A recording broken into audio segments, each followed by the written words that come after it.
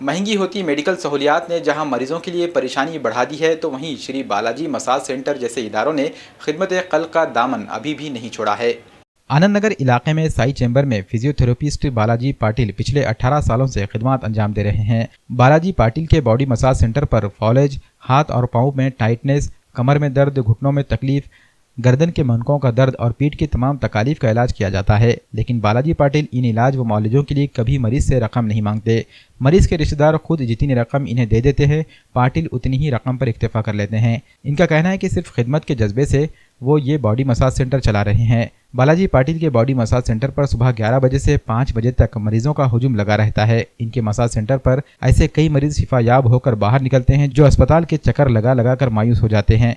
बालाजी पाटिल अपनी इस कामयाबी का क्रेडिट अपने उस्ताद सादुल्ला खान को देते हैं। इनका कहना है कि सादुल्ला खान की रहबरी के जरिए ही इन्हें ये मकाम हासिल हुआ है। मला गेल्या वर्षी पॅरालिसिसचा अटॅक आला होता आणि माझी पूर्णतः लेफ्ट बॉडी पॅरालाइज झाली होती। खूप मोठ्या मोठ्या दवाखान्यात इलाज केला, परंतु तिथं तोपर्यंत उशीर झाला होता। पूर्णतः लेफ्ट बॉडी पॅरालाइज झालेली होती। मग त्यानंतर मला बालाजी पाटील लिंबापुरे सरांकडे फिजिओथेरपीसाठी आलो आणि त्यांनी मला जो 7व्या दिवशी पायावर उभं केलं आणि आता मी बऱ्यापैकी चांगलं चालू फिरू शकतो। माझ्या मिस्टरांना 2014ला पॅरालिसिसचा अटॅक आला, शाळेत जातानाच आला। पुन्हा आम्ही ग्लोबलमध्ये ट्रीटमेंट घेतली। 15 दिवस ICU मध्ये होते ते। मग नंतर जेव्हा आम्ही येताना भेदे सरांची जेव्हा बातचीत केली तेव्हा त्यांनी म्हणले की 10 दिवस लागतात, 2 वर्ष लागू शकतात, 15 दिवस लागू शकतात किंवा 5 वर्ष लागू शकतात, येऊ शकत नाही अशी त्यांची जे आम्हाला त्यांनी सांगितलं। पुन्हा मग खूप ट्रेस आला होता त्या पिरियडमध्ये। मग घरी उचलून आणलं त्यांना।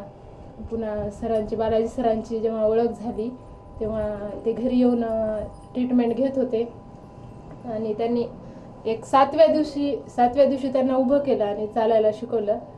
तेव्हा मला थोडा धीर वाटला की मला एक असं मोठ्या भावाप्रमाणे त्यांनी धावून आल्यासारखं वाटलं। आणि नंतर जेव्हा काही दिवस मेमरी लॉस झाली होती, पूर्ण ओळख विसरली होती, त्यांनी ओठाला धरून शिकवायला मला त्यांनी खूप मदत केली। आणि अशी एक अमूल्य त्यांची जी विद्या आहे ती खूप अमूल्य विद्या आहे। अशीच त्यांच्या हातून समाजसेवा घडो हीच ईश्वरचरणी प्रार्थना। यांना खूप असं पॅरालिसचा खूप त्रास होत होता। नंतर सरांची आम्ही खूप दवाखाने केले, परेशान झालो।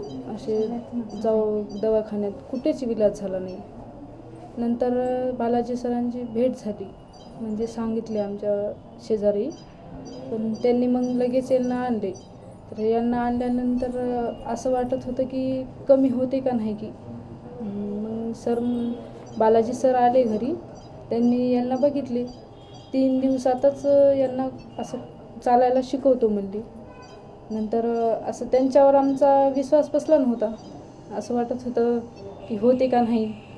नंतर सर म्हणले आपण प्रयत्न तर करू। सरांनी त्यांना आणलं इथे, यांना दुसऱ्या दिवशी चालायला शिकवले। असं आपल्यासारखं चालत होते। त्यांचं डावाडंग पाय हात पूर्णच गेलं होतं, चेहरा पण असा हे झाला होता, वाकडा झाला होता।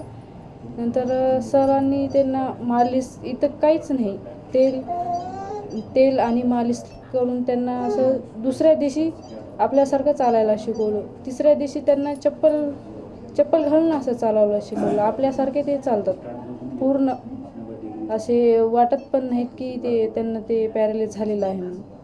मला 2013 वर्षी पॅरालिसिसचा अटॅक आला होता, ब्रेन स्ट्रोक झाला होता। त्याच्यामुळे मला उजव्या बाजूला पूर्ण माझी निकामी झाली होती। मला बालाजी पाटलांचं कडून माहिती भेटल्यानंतर मी इथे येऊन उपचार केला।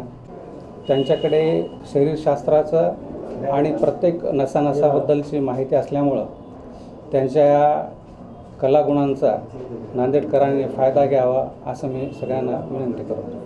अर्धांगवायू रुग्णांना जे उभं करतो न पैशाला पाहता आणि त्यांना लवकरात लवकर उभं टाकावं, ते समाजसेवा व्हावी, ईश्वरानं दिलेलं हे जे आशीर्वाद आहे त्याला इतरांसोबत वाटण्याचा प्रयत्न करेन आणि लवकरात लवकर उभं करण्याचा प्रयत्न करेन। किती लोकांना स्वस्त केलं? अनेकांना उभं केलं. त्याच्यापैकी आज इथं आलेले काही आहेत. 2000 करतो, सन 2000 आणि अनेकांना शेकडो लोकांना फायदा मिळालेला आहे. या आजारामधून बाहेर निघालेले आहेत आणि सहजतेनं बाहेर निघालेले. फीस ते जे देतील असं नाही काही. ते लवकरात लवकर उभा टाकावं हे सगळ्यात चांगलं वाटतं. आपल्या हातामध्ये ते यश आहे तर ते समाजाच्या कामी आलं पाहिजे. हा उद्देश खूप मोठा आहे.